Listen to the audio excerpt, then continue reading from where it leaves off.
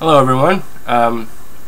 Wasn't long ago that I was in Brett Keane's chat room, Mr. Evolution 777, and it was on Stickcam, or Stickcam rather, and we were all having a chat, and it was quite an interesting chat.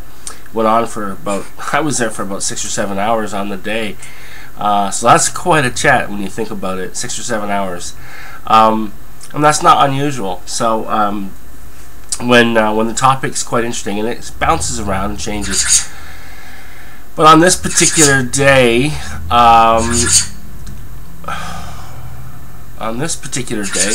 my bird is making some weird noises. I don't know what he's doing right now. He sounds. Anyway, on this particular day, we were actually talking about various things, and of course religion doesn't get far from the topic any particular day.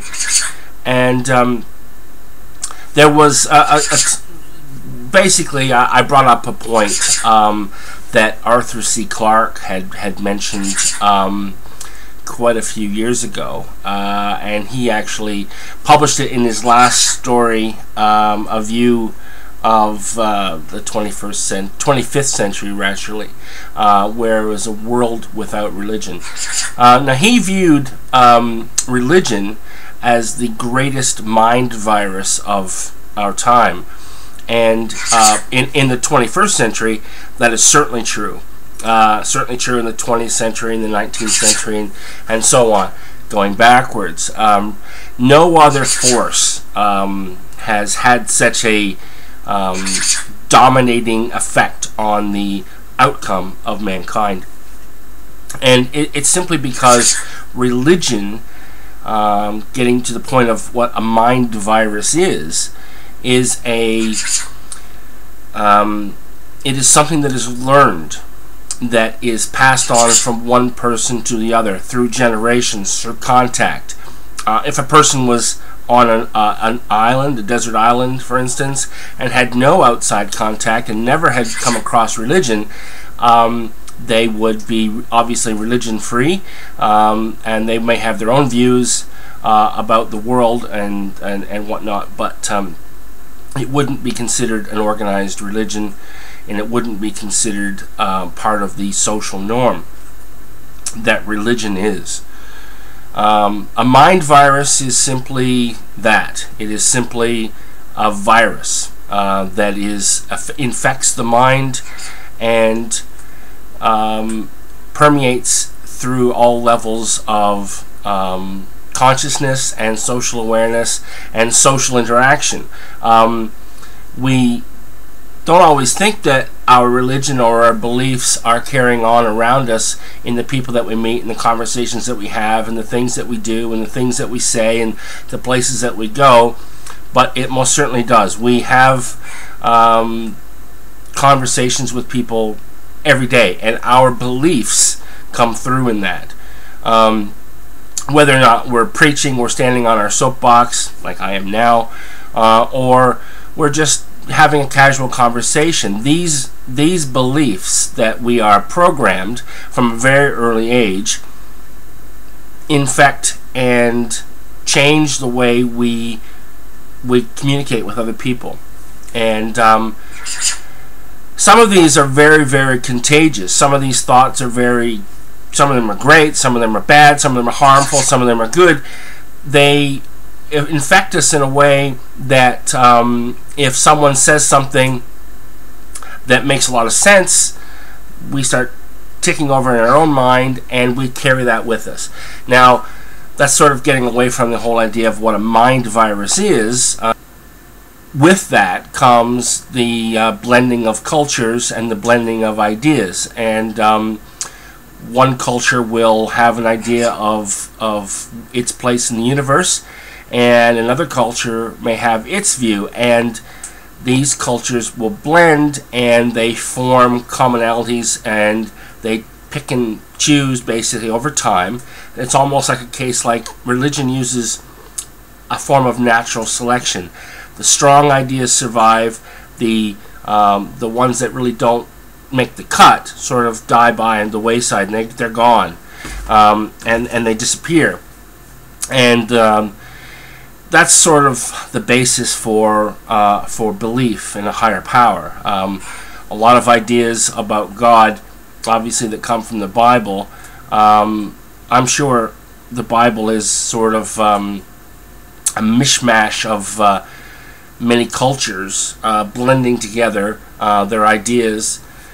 Even though the Bible was written by many authors, each of these authors had their own view and vision of the way they saw the world. And not only that, remember, the Bible has been rewritten, translated, edited, passages omitted, passages added, passages changed, deciphered, like I said, translated, and then, of course, through various translations in different languages, different meanings have a tendency of being lost. And sometimes things get added as well. The human spirit, the thing that drives us all, is we are a very creative race. There's no question that we are a very creative race. One only has to look around. Okay, everything around us pretty much was built by us. Okay, so it is not uncommon for mankind, for humans, to embellish information and how it is spread from one person to another. And I remember actually going back to high school. I think it was grade 9 drama class, and we did a very interesting experiment. We all sat in the class took place in an amphitheater, so it was looking down towards the stage in the drama class, and we all sat in a straight line across the floor of the amphitheater, in the seats, on the steps, and there was about 35 of us in the class on this particular day. And we were given a 25-word story, just a few sentences, and we were told to whisper it very, very. It was written down, had been written down prior by the teacher, and we were told to whisper it into the next person's ear, and that person would then whisper it to the next person, and the next person would, and so on and so on and so on and so on. And I remember it was, it was completely changed. By the time it had got to the 35th person at the end of the line, the story, while it had similarities to the original story, it had changed.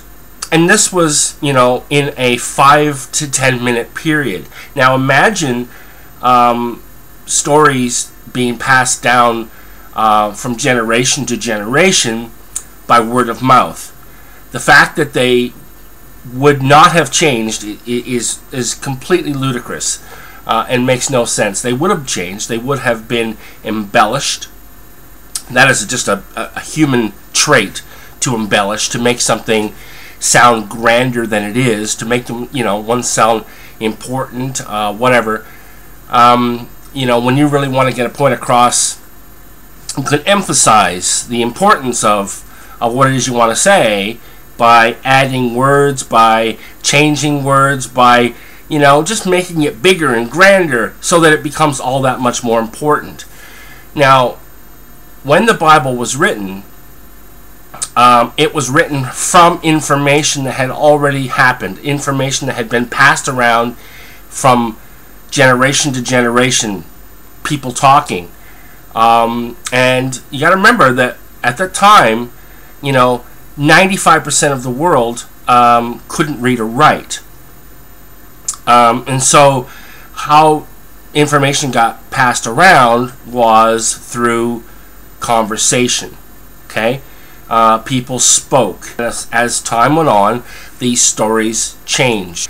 So, if you could imagine the Bible being written up of, hundreds and thousands of little stories and passages this way, it goes without saying that the Bible itself is a hodgepodge, a potpourri of various ideas all mixed and matched and blended together, and then translated 100 different times and added to, and Constantine added things and took things out what he didn't like, and various emperors and stuff like that have done the exact same thing. And so how is it that we have got what is considered by many Christians and many people around the world the Word of God, if we can't actually agree upon its original source material?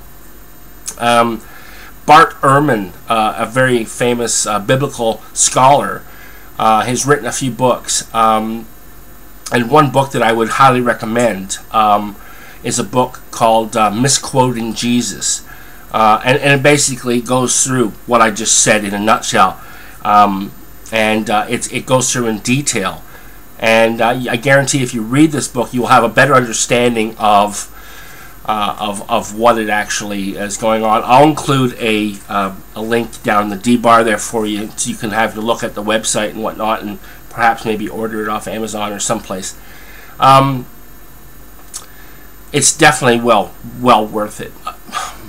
My whole point of this video was to just sort of get it out there as to I brought up that whole concept of the mind virus on this particular conversation on this day on Stickam, and I think a lot of people maybe either had not heard the phrase used before, or were shocked, or just wanted to know more about what I was talking about. It's a term for what religion does to the mind, and how it is passed on like a cold, like a flu, from one person to another through learned experience, and how it changes, how it evolves, how it infects one person, and how it infects some people in some ways, and doesn't have the same effect on other people. It's interesting that I would be considered a heretic